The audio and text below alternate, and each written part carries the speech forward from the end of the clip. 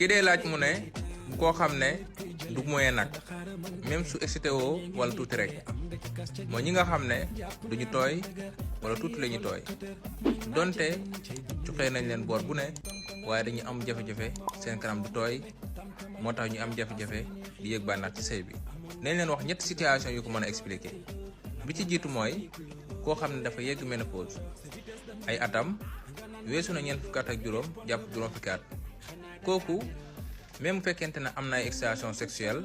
day am ay jafe-jafe kanamam di tooy moo tax muy am ay jafe-jafe yéeg bànneex ci sëy bi. wala ñoo xam dañuy am stress lu bëri bu fekkee da ngay am stress lu bëri mën na impacter sa kanam ni mu war a tooyee di ko tooyee. wala ñi nga xam ne dañuy am problème d'hygiène maanaam mooy ñi nga xam ne bu fekkente ne dañuy raxas seen kanam dañuy dugal seen loxo ci biir a biir wala ñuy raxas lu bare bés bi mën nañ cee raxas juróom yoon wala juróom benn yoon ci bés bi seen kanam te buñ koy def dañuy dugal seen loxo ci biir di raxas li nga xam ne moo doon tooyal kanam bi. wala ñu utiliser ay produits yoo xam ne adapté wul ak flore vaginale bi mooy li nga xam ne mooy protéger kanam bi